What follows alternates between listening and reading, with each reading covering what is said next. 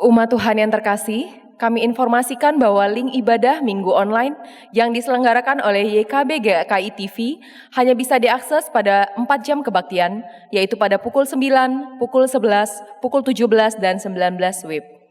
Meskipun secara virtual, namun kita tetap dapat mewujudkan aspek persekutuan dengan beribadah bersama dalam waktu yang sama. Demikian warta pada hari ini, mari kita persiapkan diri untuk memulai ibadah kita dengan bersaat teduh.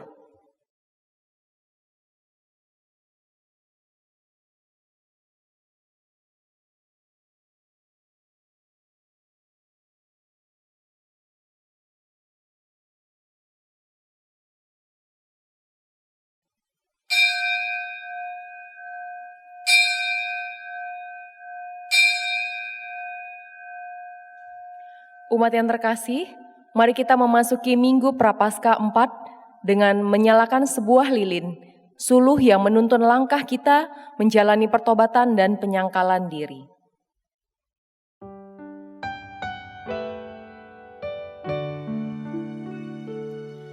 Berbaliklah kepada Tuhan, Dialah pemulih hidupmu.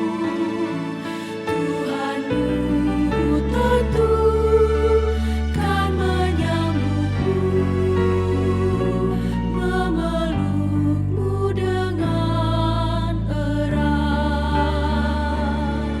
Berbaliklah kepada Tuhan, Dialah pemulih hidupmu. Tuhanmu tentu kan menyambutmu, memelukmu dengan erat.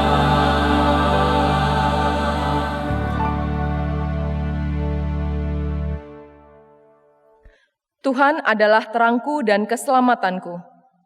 Kepada siapakah aku harus takut? Tuhan adalah benteng hidupku. Terhadap siapakah aku harus gemetar?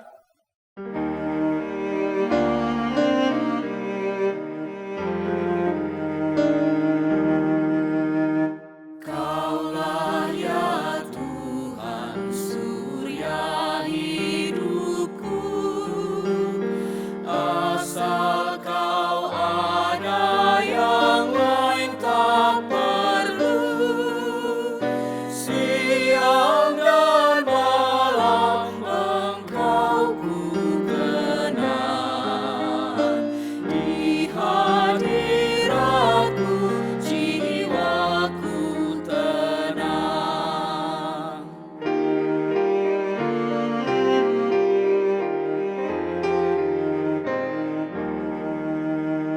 Kaulah hikmatku, firman hidupku. Kau besertaku dan ku sertamu. Engkau Bapa-Ku, aku anakmu. Denganmu Tuhan, ku satu penuh.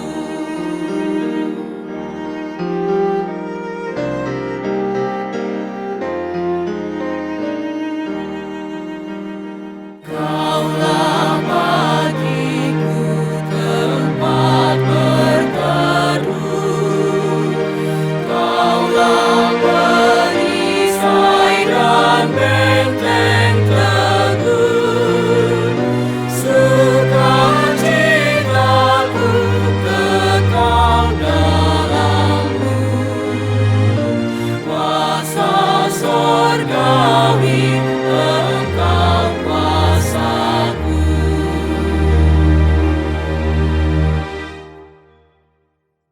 Pertolongan kita adalah dalam nama Tuhan yang menjadikan langit dan bumi.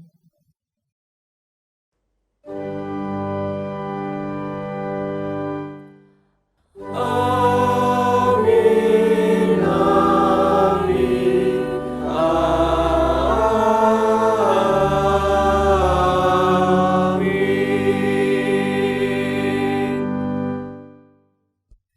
Tuhan beserta saudara.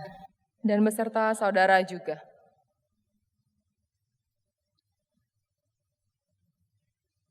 Umat Tuhan yang terkasih, bila kita mencermati dinamika situasi yang ada di dunia ini, dari waktu ke waktu, kita melihat semakin besarnya kebutuhan pemulihan bagi dunia ini.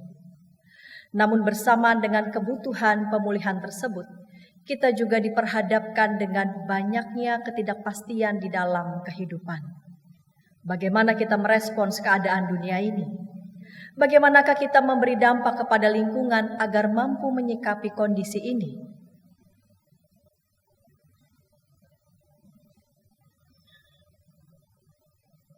Sudahkah kita mengarahkan pandangan kepada Sang Terang yang selalu menuntun dan memberikan arah bagi kehidupan yang kita jalani dan situasi yang kita alami? Sudahkah kita beriman kepada Sang Terang? Sudahkah kita menjadi terang bagi dunia? Sebagai manusia berdosa, kita harus mengakui bahwa jangankan menjadi terang, iman kita malah terkadang goyah saat melihat problematika yang terjadi di dunia ini. Mari memohon ampun atas kesalahan kita. Mari kita berdoa.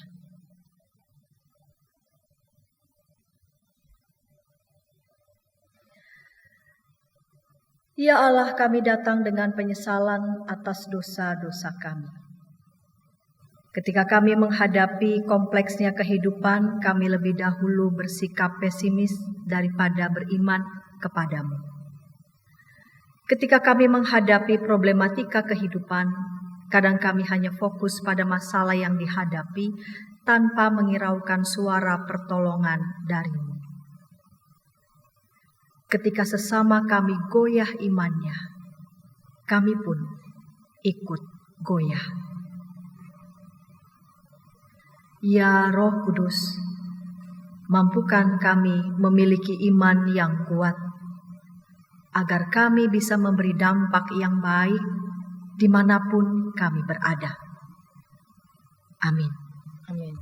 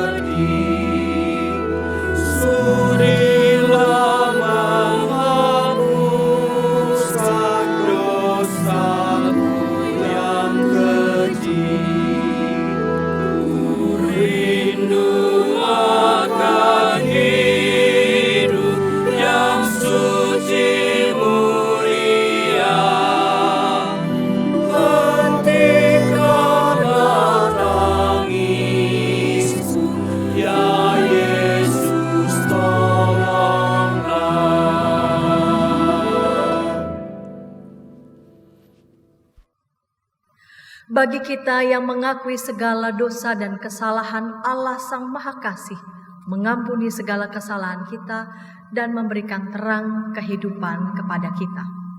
Efesus pasal 5 ayat 8 menyatakan, memang dahulu kamu adalah kegelapan, tetapi sekarang kamu adalah terang di dalam Tuhan.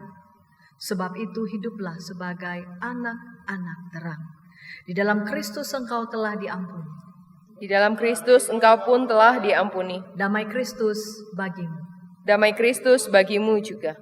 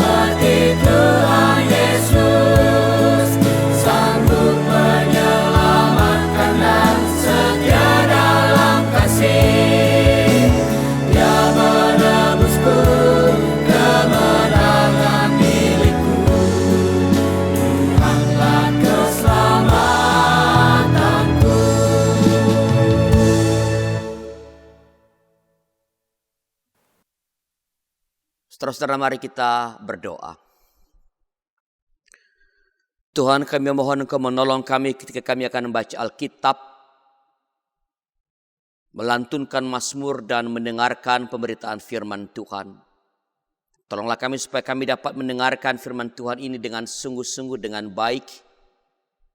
Kami boleh mengerti apa yang Tuhan mau sampaikan kepada kami dan boleh menghayati itu dalam hidup kami, dan lebih-lebih kami punya keberanian untuk melakukan dalam kehidupan kami sehari-hari. Pakailah para hamba-Mu Tuhan yang akan membaca Alkitab, menyanyikan mazmur maupun yang mendatangkan firman Tuhan jadi alat dalam tangan Tuhan. Melalui mereka setiap kami dapat disapa oleh firman Allah pada hari ini. Bersabdalah ya Allah, kami sungguh merindukan kehendak-Mu. Dalam nama Tuhan kami Yesus Kristus. Amin.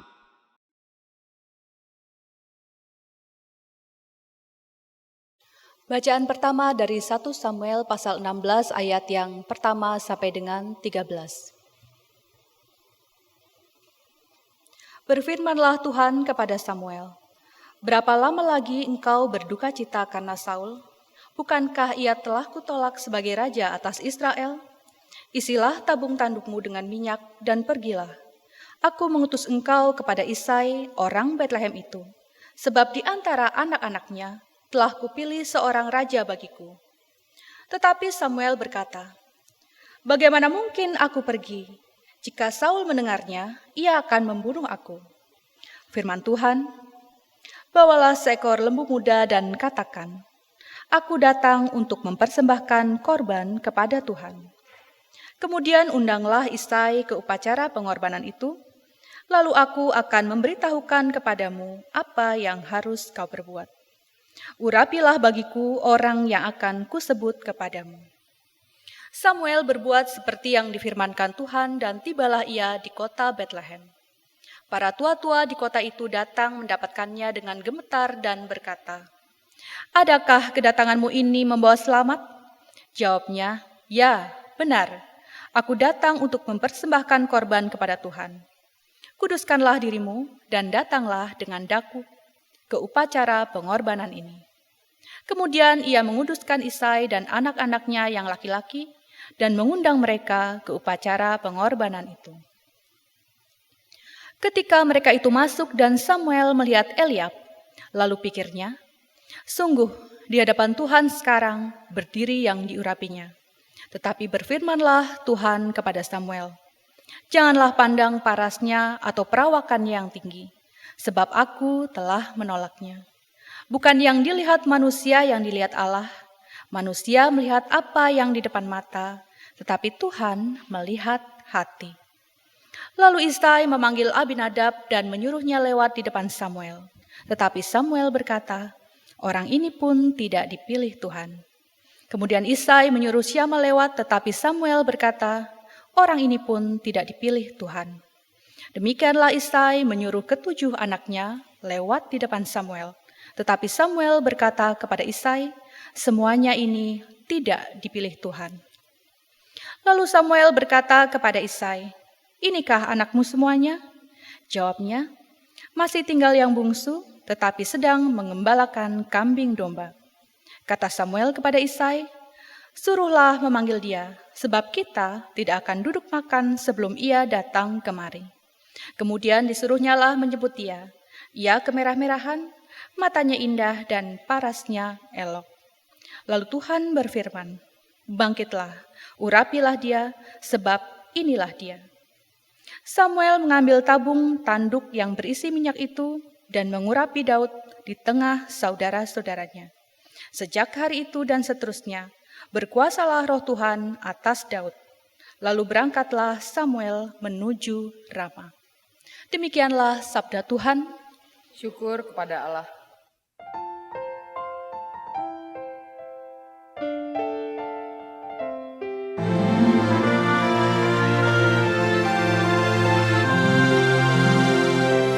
Kau Tuhan adalah gembalaku yang baik. Ku tak akan kekurangan.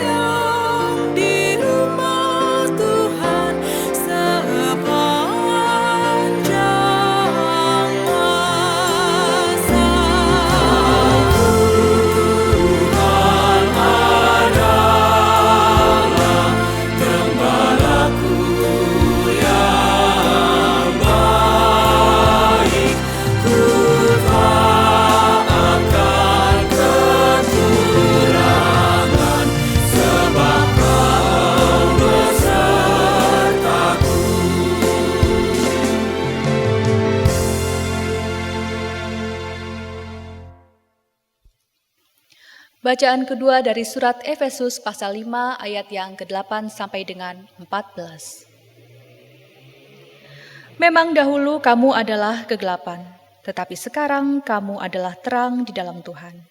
Sebab itu, hiduplah sebagai anak-anak terang. Karena terang hanya berbuahkan kebaikan dan keadilan dan kebenaran, dan ujilah apa yang berkenan kepada Tuhan.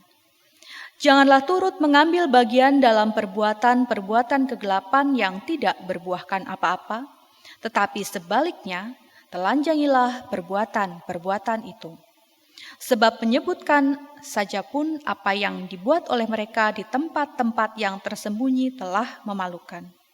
Tetapi segala sesuatu yang sudah ditelanjangi oleh terang itu menjadi nampak, sebab semua yang nampak adalah terang. Itulah sebabnya dikatakan, bangunlah hai kamu yang tidur, dan bangkitlah dari antara orang mati, dan Kristus akan bercahaya atas kamu. Demikianlah sabda Tuhan. Syukur kepada Allah. Injil Tuhan kita Yesus Kristus menurut Yohanes pasal 9 ayat pertama sampai ayat 41. Yohanes pasal 9 ayat pertama sampai 41. Waktu Yesus sedang lewat, ia melihat seorang yang buta sejak lahirnya. Murid-muridnya bertanya kepadanya, Rabi, siapakah yang berbuat dosa? Orang ini sendiri atau orang tuanya sehingga ia dilahirkan buta? Jawab Yesus, bukan dia dan bukan juga orang tuanya. Tetapi karena pekerjaan-pekerjaan Allah harus dinyatakan di dalam dia. Kita harus mengerjakan pekerjaan Dia yang mengutus aku selama hari masih siang. Akan datang malam di mana tidak ada seorang pun yang dapat bekerja. Selama aku di dalam dunia, akulah terang dunia. Setelah ia mengatakan semuanya itu, ia meludah ke tanah dan mengaduk ludahnya itu dengan tanah, lalu mengoleskannya pada mata orang buta tadi dan berkata kepadanya, pergilah, basuhlah dirimu dalam kolam Siloam. Siloam artinya yang diutus. Maka pergilah orang itu, ia membasuh dirinya lalu kembali dengan matanya yang sudah melek. Tetapi tetangga-tetangganya dan mereka yang dahulu mengenalnya sebagai pengemis berkata, bukankah dia ini yang selalu mengemis? Ada yang berkata, benar, dialah ini. Ada pula yang berkata, bukan, tetapi ia serupa dengan dia. Orang itu sendiri berkata, benar, akulah itu. Kata mereka kepadanya, bagaimana matamu menjadi melek? Jawabnya, orang yang disebut Yesus itu mengaduk tanah, mengoleskannya pada mataku dan berkata kepadaku, pergilah ke Siloam dan basuhlah dirimu. Lalu aku pergi dan setelah aku membasuh diriku, aku dapat melihat. Lalu mereka berkata kepadanya, di manakah dia? Jawabnya, aku tidak tahu. Lalu mereka membawa orang yang tadinya buta itu kepada orang-orang Farisi. Adapun hari waktu Yesus mengaduk tanah dan memelekkan mata orang itu adalah hari Sabat. Karena itu orang-orang Farisi pun bertanya kepadanya, bagaimana matanya menjadi melek? Jawabnya, ia mengoleskan adukan tanah pada mataku, lalu aku membasuh diriku dan sekarang aku dapat melihat. Maka kata sebagian orang Farisi itu, orang ini tidak datang dari Allah sebab ia tidak memelihara hari Sabat. Sebagian pula berkata, bagaimanakah seorang berdosa dapat membuat mujizat yang demikian? Maka timbullah pertentangan di antara mereka. Lalu kata mereka pula kepada orang buta itu, dan engkau, apakah katamu tentang dia karena ia telah memelekkan matamu? Jawabnya, ia adalah seorang nabi. Tetapi orang-orang Yahudi itu tidak percaya bahwa tadinya ia buta dan baru dapat melihat lagi. Sampai mereka memanggil orang tuanya dan bertanya kepada mereka, inikah anakmu yang kamu katakan bahwa ia lahir buta? Kalau begitu bagaimanakah ia sekarang dapat melihat? Jawab orang tua itu, yang kami tahu ialah bahwa dia ini anak kami dan bahwa ia lahir buta. Tetapi bagaimana ia sekarang dapat melihat, kami tidak tahu, dan siapa yang memelekkan matanya, kami tidak tahu juga. Tanyakanlah kepadanya sendiri, ia sudah dewasa, ia dapat berkata-kata untuk dirinya sendiri. Orang tuanya berkata demikian karena mereka takut kepada orang-orang Yahudi, sebab orang-orang Yahudi itu telah sepakat bahwa setiap orang yang mengaku dia sebagai Mesias akan dikucilkan. Itulah sebabnya maka orang tuanya berkata, ia telah dewasa, tanyakanlah kepadanya sendiri. Lalu mereka memanggil sekali lagi orang yang tadinya buta itu dan berkata kepadanya, katakanlah kebenaran di hadapan Allah. Kami tahu bahwa orang itu orang berdosa. Jawabnya, apakah orang itu orang berdosa? Aku tidak tahu. Tetapi satu hal aku tahu, yaitu bahwa aku tadinya buta dan sekarang dapat melihat. Kata mereka kepadanya, apakah yang diperbuatnya padamu? Bagaimana ia memelekkan matamu?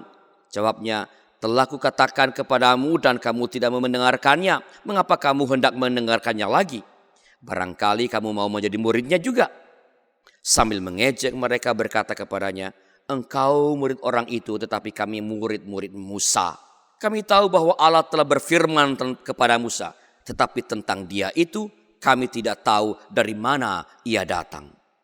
Jawab orang itu kepada mereka, aneh juga bahwa kamu tidak tahu dari mana ia datang, sedangkan ia telah memelekkan mataku. Kita tahu bahwa Allah tidak mendengarkan orang-orang berdosa, melainkan orang-orang yang saleh dan yang melakukan kehendaknya. Dari dahulu sampai sekarang tidak pernah terdengar bahwa ada orang yang memelekkan mata orang yang lahir buta. Jikalau orang itu tidak datang dari Allah, ia tidak dapat berbuat apa-apa. Jawab mereka, engkau ini lahir sama sekali dalam dosa dan engkau hendak mengajar kami? Lalu mereka mengusir dia keluar. Yesus mendengar bahwa ia telah diusir keluar oleh mereka. Kemudian ia bertemu dengan dia dan berkata, percayakah engkau kepada Anak Manusia? Jawabnya, siapakah dia Tuhan, supaya aku percaya kepadanya? Kata Yesus kepadanya, engkau bukan saja melihat dia, tetapi dia yang sedang berkata-kata dengan engkau, dialah itu. Katanya, aku percaya Tuhan. Lalu ia sujud menyembahnya. Kata Yesus, aku datang ke dalam dunia untuk menghakimi, supaya barang siapa yang tidak melihat dapat melihat, dan supaya barang siapa yang dapat melihat menjadi buta. Kata-kata itu didengar oleh beberapa orang Farisi yang berada di situ dan mereka berkata kepadanya, apakah itu berarti bahwa kami juga buta? Jawab Yesus kepada mereka, sekiranya kamu buta, kamu tidak berdosa. Tetapi karena kamu berkata kami melihat, maka tetaplah dosamu. Demikianlah Injil Tuhan kita. Yesus, berbahagialah mereka yang mendengar firman Allah dan yang meliharanya. Hosana. Hosana, Hosana, Hosana.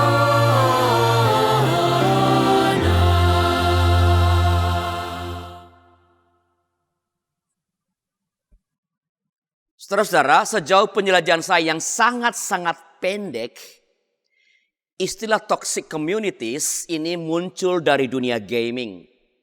Istilah ini juga dipakai untuk menggambarkan kebijakan publik yang menempatkan sekelompok orang dari ras dan tingkat ekonomi tertentu dalam lingkungan yang berbahaya karena limbah beracun. Penggunaan kata toksik pada kata tertentu semakin berkembang. Kita mengenal istilah toxic relationship, toxic family, toxic feminism, dan lain-lain dan sebagainya, kata-kata yang ditempelkan dengan kata toksik. Dalam pemberitaan firman Tuhan pada hari ini, istilah toxic communities kita gunakan untuk menggambarkan orang atau orang-orang yang dapat memberi pengaruh buruk dan menghancurkan pada orang lain. Nah, saudara-saudara, supaya kita dapat menjadi terang di tengah-tengah toxic communities ini, maka kita pertama-tama perlu mengenal tanda-tanda atau penanda dari toxic communities ini. Nah, untuk itu saya akan fokus pada bacaan yang ketiga dari Injil yang saya bacakan tadi. Dalam bacaan ketiga ini ada beberapa hal yang menjadi penanda dari toxic communities. Yang pertama adalah suka meremehkan sesama. Dalam Yohanes pasal 9 ayat 8 dicatat begini. Tetapi tetangga-tetangganya dan mereka yang dahulu mengenalnya sebagai pengemis berkata, bukankah dia ini yang selalu mengemis? ketika seorang tetangga mereka yang seumur hidupnya sampai pada saat itu mengalami kebutaan dan kini bisa melihat, mereka bukannya ikut bersyukur dan bergembira. Mereka malah mengucapkan kata-kata yang meremehkan, yang sebenarnya dapat menjatuhkan mental tetangga mereka yang matanya sudah dicelikan itu, sudah dibuat melek oleh Tuhan Yesus. Jadi ketika ada orang, saudara-saudara, ketika ada orang atau orang-orang yang berusaha menjatuhkan mental Anda, justru ketika sedang mengalami atau mencapai hal-hal yang berharga, hal-hal yang hebat dalam hidup ini, waspadalah. Itu mungkin toksik. Itu mungkin beracun. Orang-orang itu dapat memberikan pengaruh buruk, bahkan pengaruh menghancurkan di dalam hidup saudara. Kedua, menghakimi. Tanda kedua dari toxic communities adalah menghakimi. Ini bisa kita lihat dalam diri orang-orang Farisi. Mari kita baca Yohanes 9 ayat yang ke-16. Maka kata sebagian orang-orang Farisi itu, orang ini tidak datang dari Allah sebab ia tidak memelihara hari Sabat. Sebagian pula berkata, bagaimana seorang berdosa dapat membuat mujizat yang demikian? Maka timbullah pertentangan di antara mereka. Saudara-saudara, apa yang dilakukan Yesus yaitu mengaduk tanah dengan ludahnya memang termasuk dalam kategori pelanggaran pada hukum Sabat. Itu betul. Tetapi orang-orang Farisi ini sama sekali tidak mempertimbangkan fakta bahwa kesembuhan yang tak pernah terjadi telah dilakukan oleh Yesus. Mereka memakai kacamata kuda untuk menghakimi yang dilakukan oleh Tuhan Yesus. Mereka tidak peduli pada hal-hal yang baik dan menghidupkan yang sudah dilakukan oleh Yesus kepada orang yang buta sejak lahirnya ini. Mereka pakai prinsip pokoknya. Pokoknya Yesus salah. Dan karena itu dia tidak mungkin berasal dari Allah. Nah saudara-saudara, ketika Anda berjumpa dengan orang atau orang-orang yang mudah menghakimi dan berprinsip pokoknya, waspadalah. Orang atau orang-orang itu mungkin beracun, toksik. Mereka dapat memberi pengaruh buruk, bahkan pengaruh yang menghancurkan di dalam hidup Anda.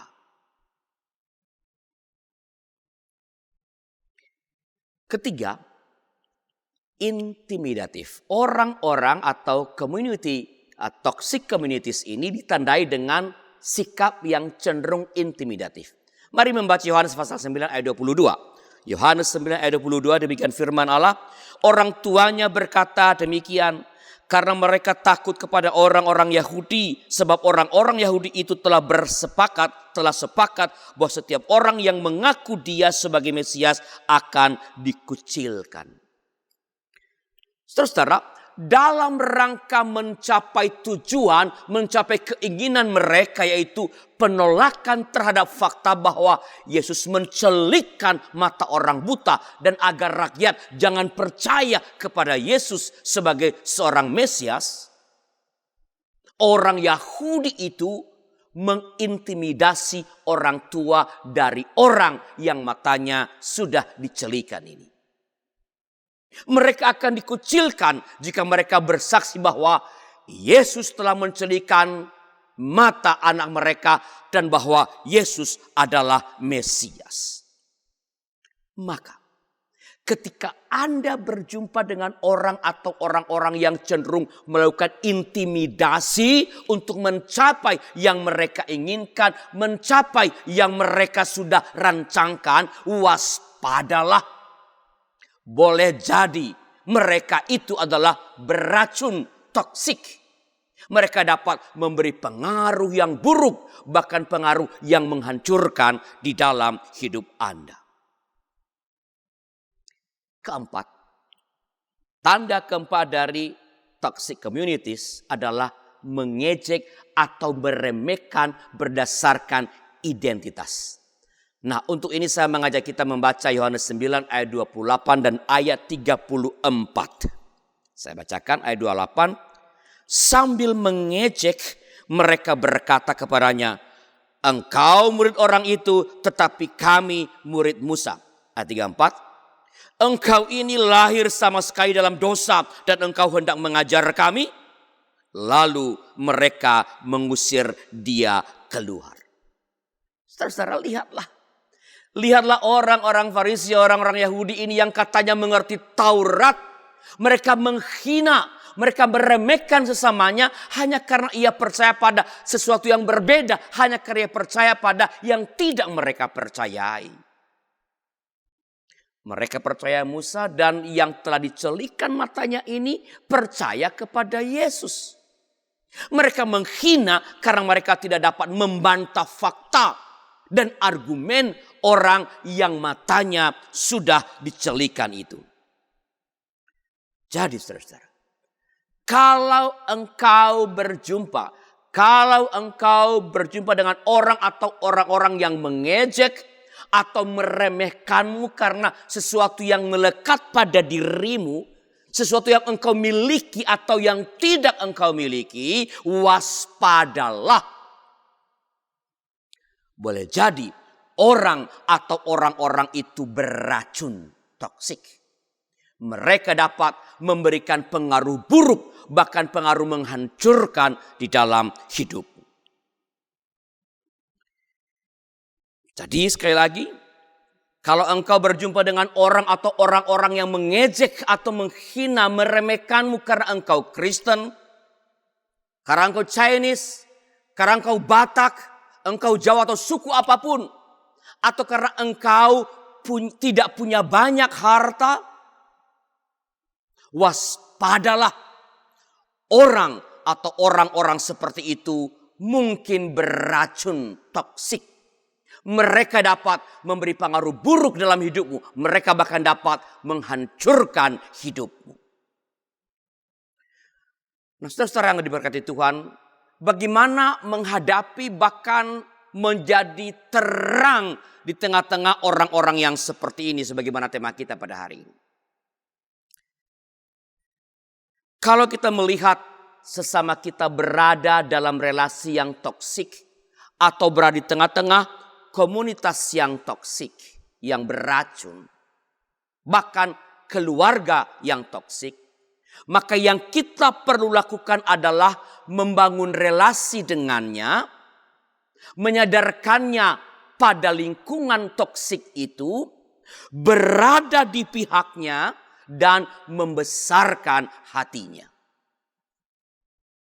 Itulah yang dilakukan oleh Tuhan Yesus kepada orang yang buta itu, sebagaimana dicatat dalam Yohanes pasal 9 ayat 35 sampai 37. Saya kutipkan untuk kita demikian.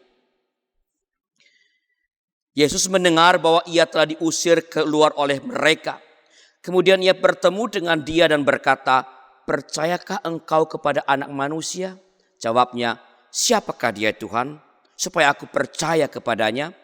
Kata Yesus kepadanya, "Engkau bukan saja melihat dia, tetapi dia yang sedang berkata-kata dengan engkau, dialah itu." Katanya, "Aku percaya Tuhan." Lalu ia sujud menyembahnya.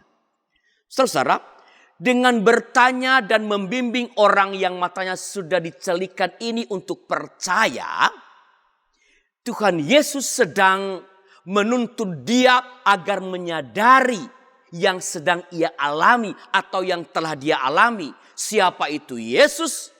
Tentu dalam kontras dengan orang-orang Farisi. Selanjutnya Tuhan Yesus menuntun orang yang sudah dicelikan matanya ini agar berani memilih jalan yang berbeda, jalan yang lain, jalan yang menyelamatkan hidupnya, yang berbeda dari jalan yang dipilih atau dinyatakan oleh orang-orang Farisi. Dan dengan menyatakan kepercayaannya kepada Yesus, orang yang telah mengalami mata yang celik itu, yang matanya telah dibuat melihat itu, kini secara sadar keluar dari lingkup pengaruh ajaran orang-orang Farisi yang toksik.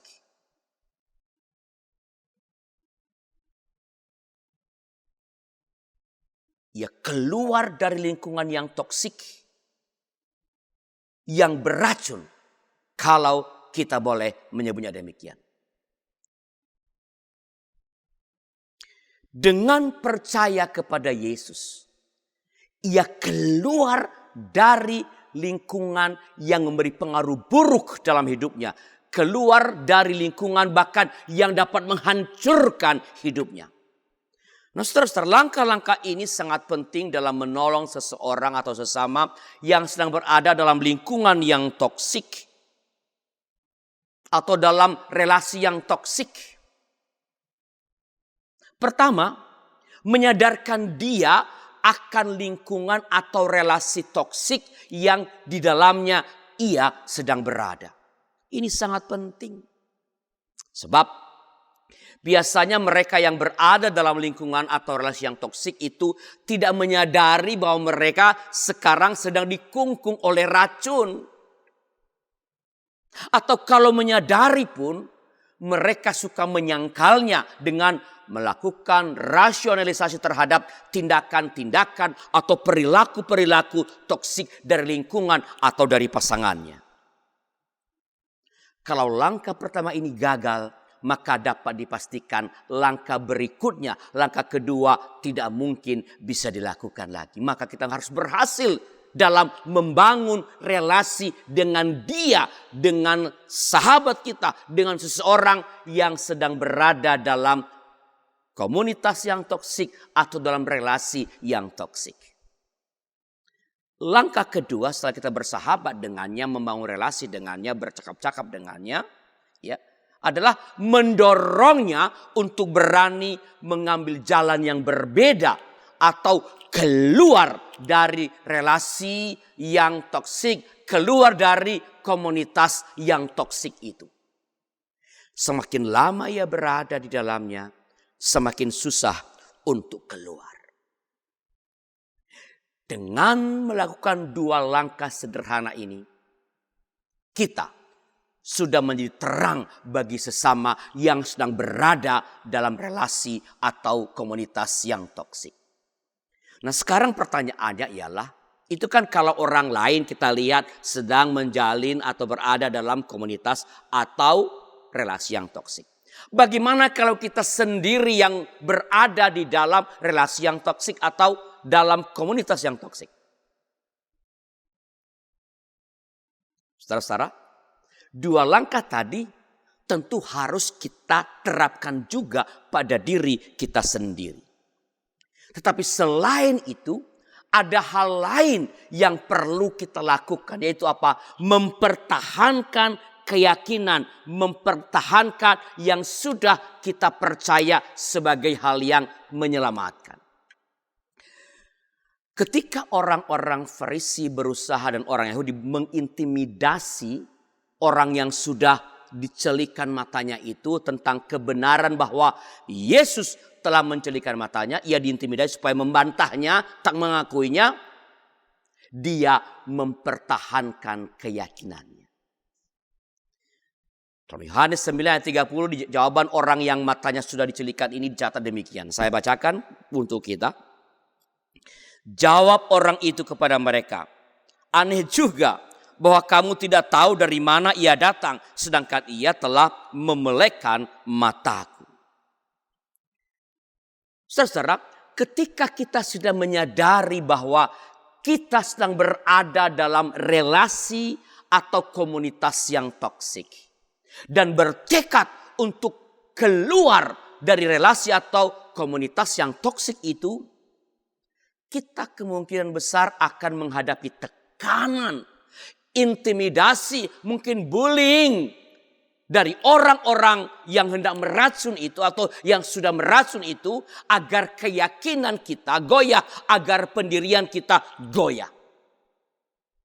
Mereka akan melakukan apapun agar kita tetap berada dalam relasi yang toksik dengan mereka, dalam komunitas yang toksik di mana mereka ada di dalamnya.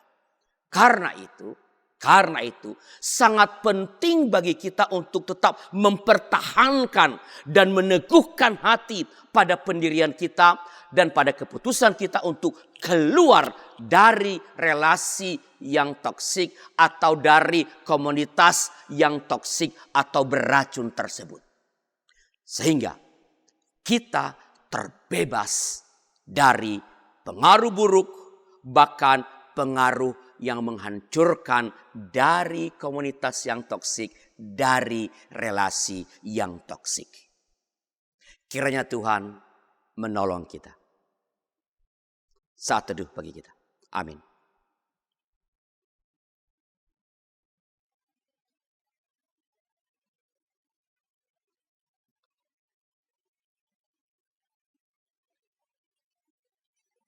Marilah kita bersama dengan umat Allah di masa lalu, masa kini, dan masa depan, mengingat janji baptisan kita dengan mengikrarkan pengakuan iman rasuli. Aku percaya pada Allah, Bapa yang Maha Kuasa, Khalik langit dan bumi, dan kepada Yesus Kristus, anaknya yang tunggal Tuhan kita, yang dikandung dari Roh Kudus, lahir dari anak darah Maria, yang menderita sengsara di bawah pemerintahan Pontius Pilatus, disalibkan, mati dan dikuburkan, turun ke dalam kerajaan maut. Pada hari yang ketiga, bangkit pula dari antara orang mati, naik ke surga, duduk di sebelah kanan Allah, Bapa yang Maha Kuasa, dan dari sana ia akan datang untuk menghakimi orang yang hidup dan yang mati. Aku percaya pada Roh Kudus, gereja yang kudus dan am, persekutuan orang kudus, pengampunan dosa, kebangkitan orang mati, dan hidup yang kekal. Amin.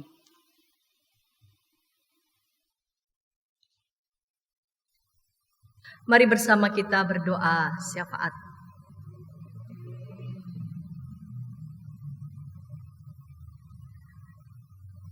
Bapa di surga, Bapa sumber kebaikan, Bapa sumber pemulihan, Bapa sumber penghiburan.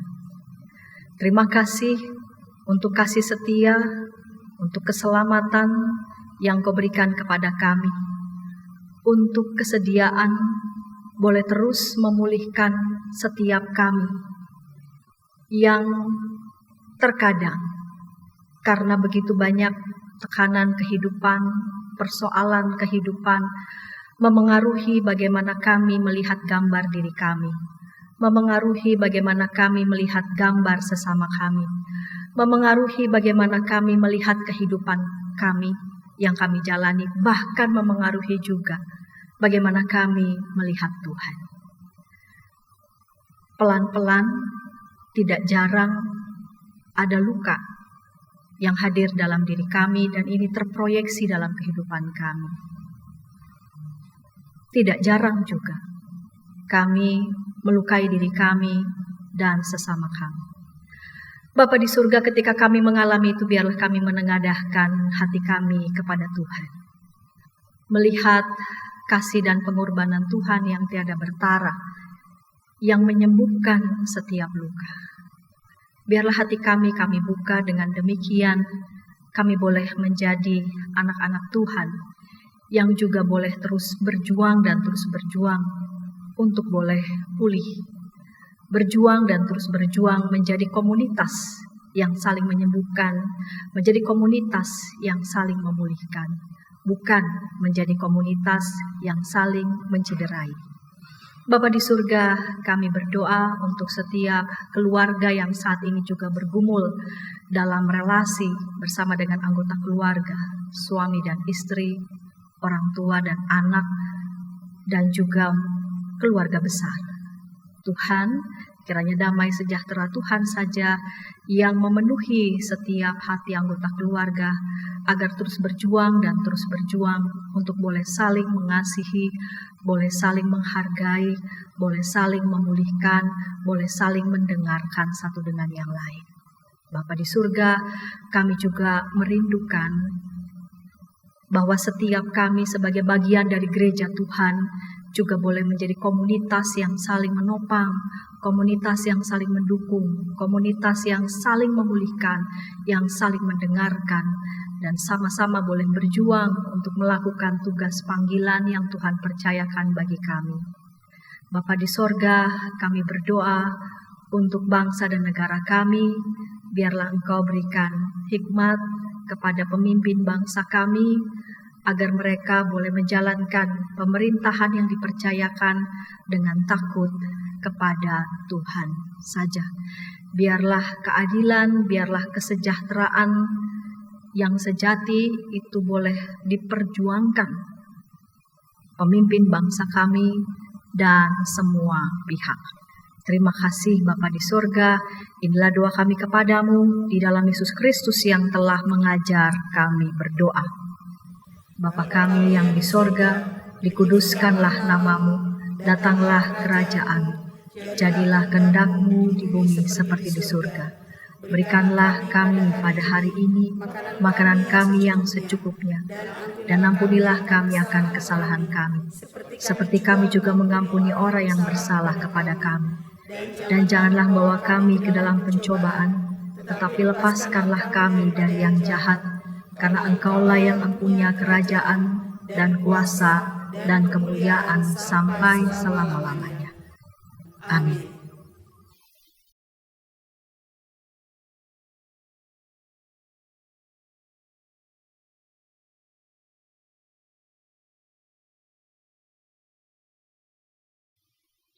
Umat yang terkasih, marilah kita menyatakan syukur kepada Tuhan melalui persembahan.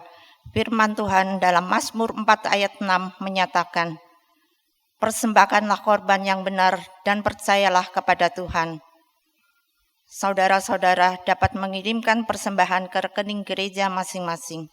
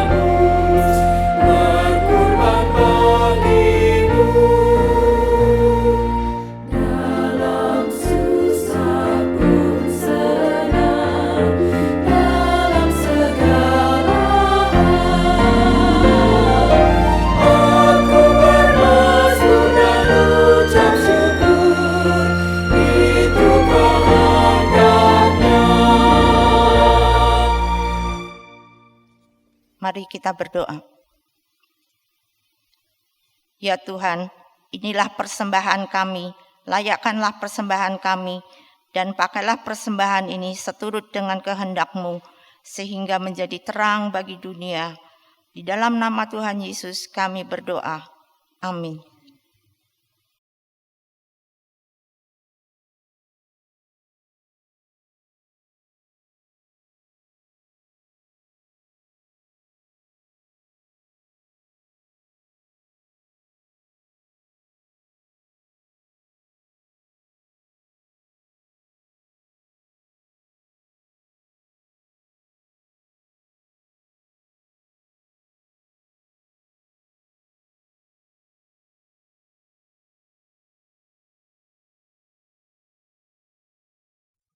Umat yang terkasih di tengah dunia yang kurang percaya, karya Allah tetap nyata. Maka kita dipanggil menjadi dutanya untuk mengirimkan pelita Injil.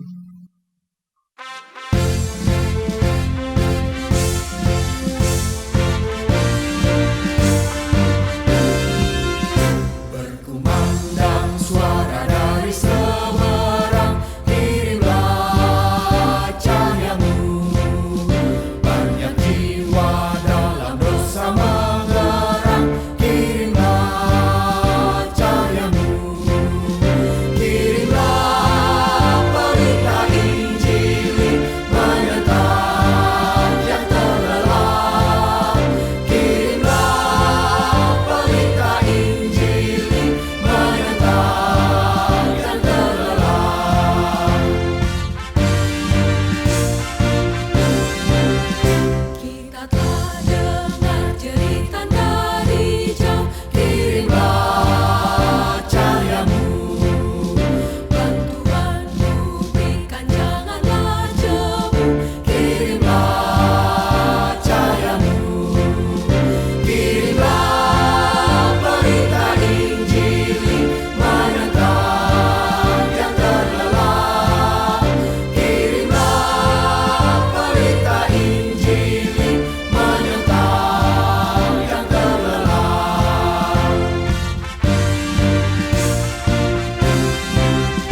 Jangan kita tinggal diam mendengar, kirimlah cahayamu. Injil Tuhan haruslah kita sebar, kirimlah cahayamu. Kirimlah pelita Injil menyertai yang terlelap.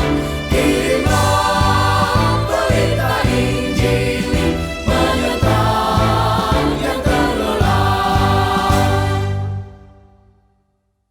Arahkanlah hatimu kepada Tuhan. Kami mengarahkan hati kami kepada Tuhan. Jadilah saksi Kristus. Syukur kepada Allah, Terpujilah Tuhan. kini dan selamanya. Tuhan menjagamu untuk selalu beriman di tengah dunia ini. Tuhan memimpinmu untuk selalu menjadi terang bagi dunia ini. Tuhan memberkatimu dan melindungimu. Tuhan menyinarimu dengan wajahnya dan memberimu kasih karunia. Tuhan menghadapkan wajahnya kepadamu dan memberi engkau damai sejahtera.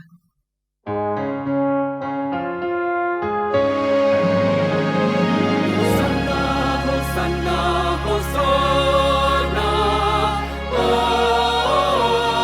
amin. Hosanna, Hosanna, Hosanna, amin. Hosanna, Hosanna, Hosanna,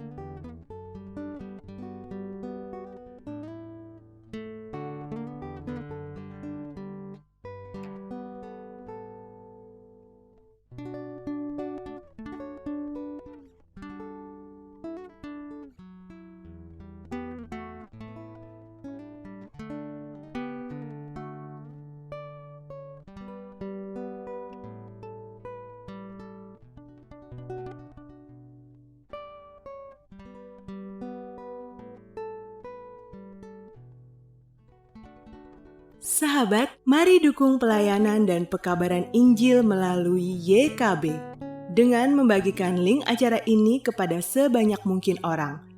Dukungan juga dapat saudara lakukan dengan mentransfer dukungan finansial ke rekening BCA ke nomor 450 305 2990 450 305 2990 atas nama Yayasan Komunikasi Bersama.